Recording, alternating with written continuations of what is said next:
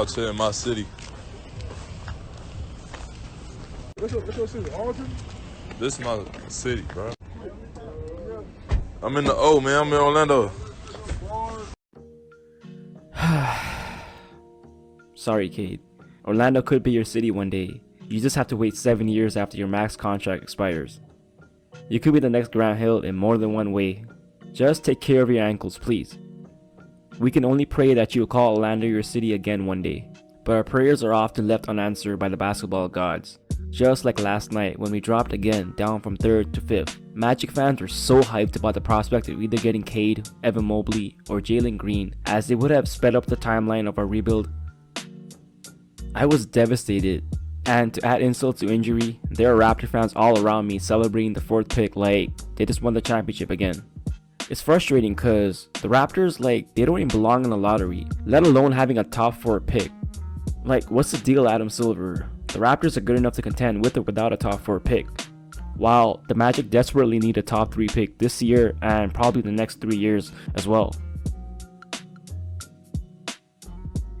Anyways, it sucks, but I slept on it and woke up with some optimism. And y'all should have the same optimism. Shit, it could be worse. The Bulls could have moved up instead of the Raptors and we could have lost our pick.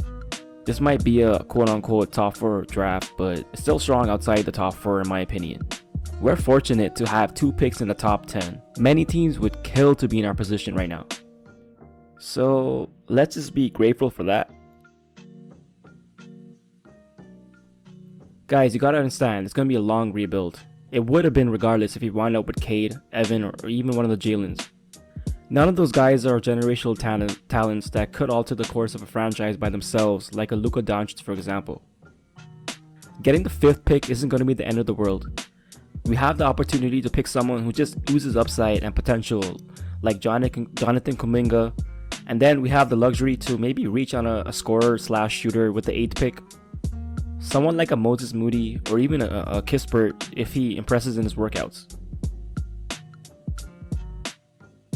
We're still not even sure if Kuminga will be the consensus number 5 pick come July. He could very well shoot up draft boards or even fall down based on his interviews and draft workouts. But as of right now, he's a consensus number 5 pick. We're in for a long rebuild. We shouldn't care about how well Kuminga fits with Jonathan Isaac. We need to draft the best talent available. I just saw a mock draft with us taking Davion Mitchell at 5. No, just no. We're not trying to win right now. If that was the case, we would have kept Vooch and Fournier. If the draft was today, then we should take Kuminga with no questions asked, and we will worry about his fit later. Sure, he's gonna be a project just like AG, JI, and Mamba, but if you watch his tape, he has fluidity to his game that none of those guys have or will ever have, and he's still only 18? He just needs to develop his shot. Now, do we have the staff and culture to help him develop it and reach his potential? I think the Raptors would be perfect for him, but will they take a chance on him? Masai has known to roll the dice and reach before, and he just looks like a prospect that the Raptors would draft and mold into a two-way small forward/power forward superstar. But do we have the personnel for that? I don't know yet. Maybe that's just wishful thinking for me, as Jalen Suggs has star potential and I would love for him to fall to number 5. I'll break down Kuminga's game and potential fit in future videos, but for now, we should take him and keep our pick. Also, having 2 picks gives us the flexibility to move up. The Cavs reportedly would be open to moving down, and if the Rockets pick Evan Mobley, then they would have to make a decision to either break up their Sexland backcourt or pass up on drafting Jalen Green. We could possibly package the 5th or 8th picks and add in Mo Bamba or Wendell Carter as a sweetener for the 3rd pick. I just hope that the Thunder wouldn't be looking to move up as well, as they have a plethora of future picks to offer as compared to us. Trading up from 5th to 3rd is not out of the question at all, as the Mavs recently did it to land Luka Doncic. If Jalen Green is our guy, then we should do everything in our power to get him. We could also package the 8th pick along with Terrence Ross or anyone other than J.I. or Kiki for a proven scorer, whomever that may be.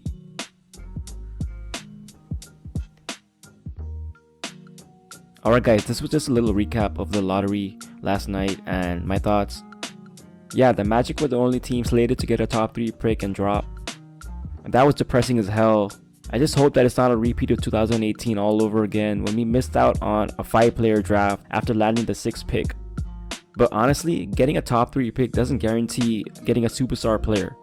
Just look at the best players left in the playoffs so far. Kawhi Leonard, who was a project, drafted 15th. Devin Booker was drafted 11th. Giannis Antetokounmpo was drafted 15th. Trae Young was drafted 5th, as we all know. Chris Paul was 4th. Paul George was 10th, I think. Hell, even the MVP, Jokic, was the 41st pick? What I want to say is that it's not doomsday. The only worrying part is trusting our front office to make the correct picks. Having the 5th and 8th picks in a strong draft is something to look forward to. I'll be making more videos leading up to the draft, so stay tuned for that. In the meantime, if you liked the video, please like, share, and subscribe, as it will help grow the Magic community on YouTube and also help me know that I'm doing something right and giving value to Orlando Magic fans or NBA fans in general that are watching. Much love and have a nice day.